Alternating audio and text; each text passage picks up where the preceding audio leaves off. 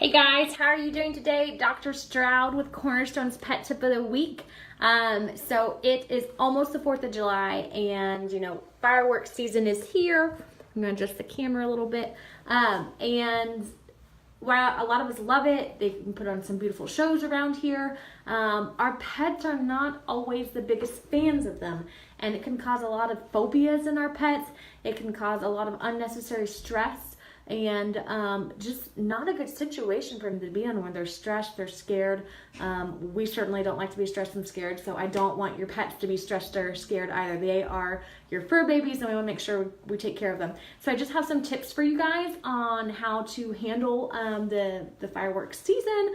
At my house, I've already heard fireworks going off, so I'm glad we could get on and start talking about this. So for our dogs, things you can do to try to help reduce the phobias or the fear of fireworks, or to help keep them safe is one, walk your dog during the daylight hours, okay?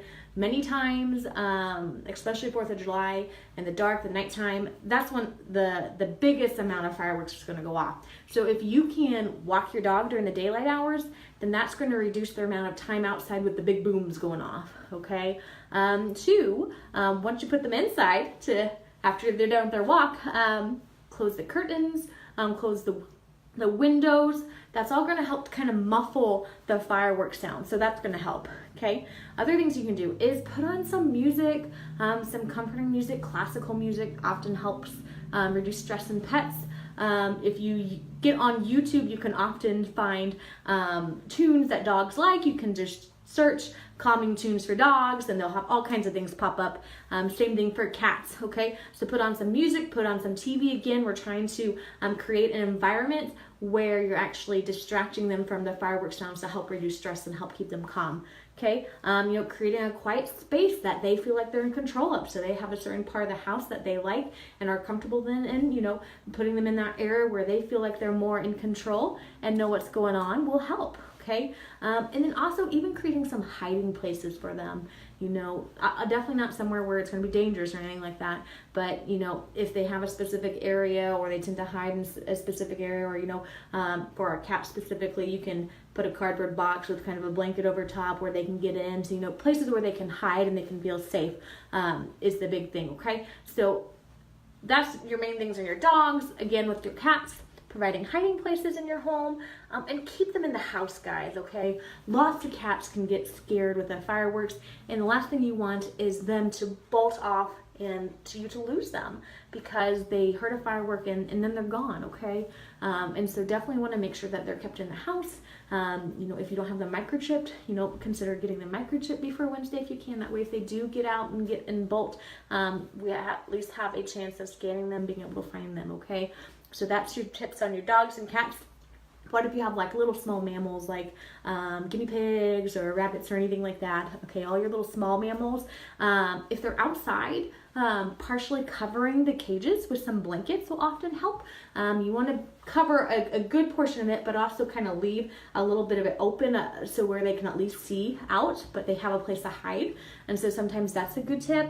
Another tip with your small mammals would be to put some extra bedding in it to where they can kind of burrow in it. So again, they kind of have you created a safety place for them.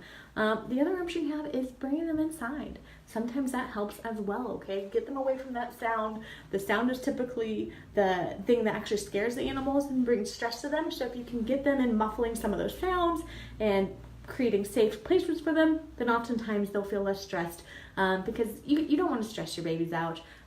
You love them too much to let them be stressed, okay? Now, in the event that you have a patient or have a fur baby family member that gets really stressed and you've tried these things before, definitely talk to your veterinarian.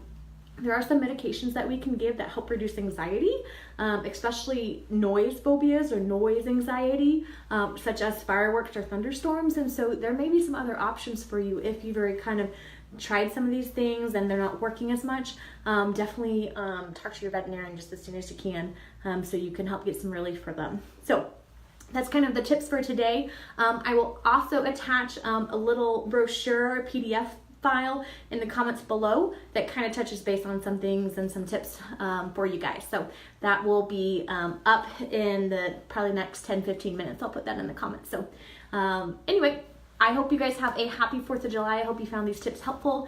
If you have tips of your own that you use and have worked really well, drop them in the comments below so that we can learn from each other and that we can share them with other people and help all the fur babies out there. And as always, if you're the first time watching, thank you for watching. Please say hi below so I know you watched and so I can say hello back. So you guys have a great July, 4th of July, and you stay safe out there, okay? All right, bye.